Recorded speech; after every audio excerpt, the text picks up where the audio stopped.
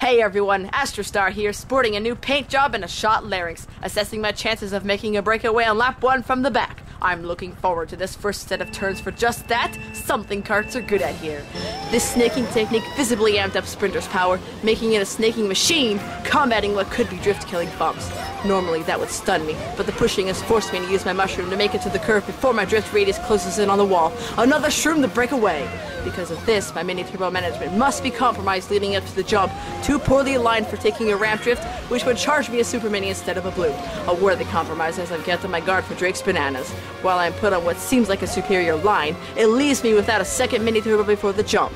With that, this kart's ability to navigate straights is what makes getting as close to the front as possible a must, so I don't goof around. I go for a front run, yes, in a kart, watching, knowing Ducks might hit me from the side with that banana. I make certain to cross off of his line. He would have hit me if I was unfocused. But upon checking my rear, I see Sword with his set of triple reds. Immediately I know not to brake, to trust him not to shoot me.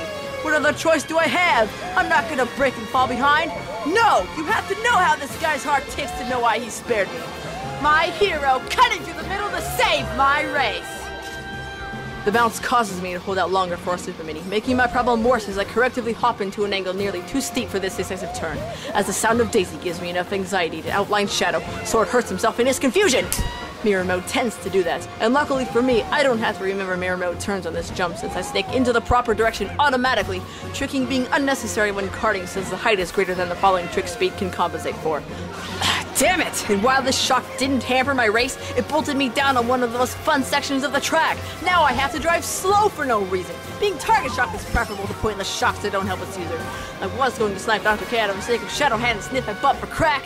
How snaking techniques change on this corridor depending on the kart, but oh, it disappoints me so that I couldn't snake right into the cannon, waiting for jerks to dodge the blue. I taste the first time given yet again, crippled by my drift. This is where I expect racers to start gaining on me, but somehow, why they don't, and I couldn't be more relieved to boast this shield, to deflect shots and bombs, a menacing king snake I'll be to deal with.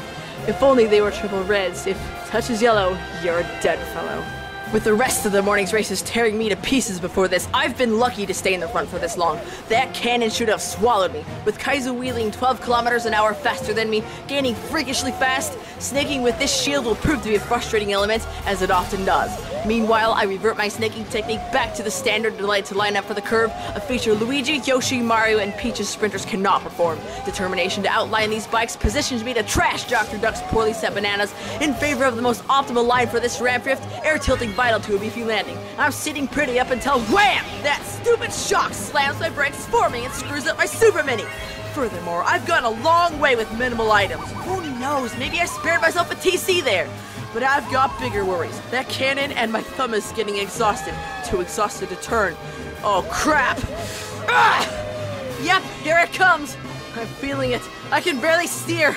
The amount of snaking I've done to get this far always tires me out by this point of the race.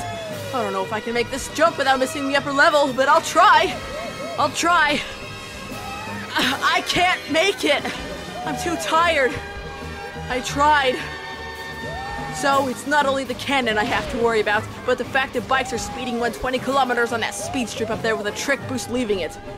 Thank God that hit Yoshi, but that only takes the edge off of the big problem laid before me. Stone passes me. He's unreachable because of the cold-hearted item routes, meaning I can't shoot him without my red shell taking the widest possible path to reach him, but I'll be able to shoot the next person who passes me once I get on this Sword.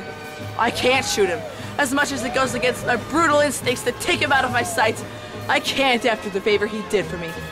I don't return courtesy often, but hey, you won me over. This race was during one of Sword's streaming sessions on a February morning. It's hard giving a sweetheart a whack when you can hear them talking, knowing how sweet he can be.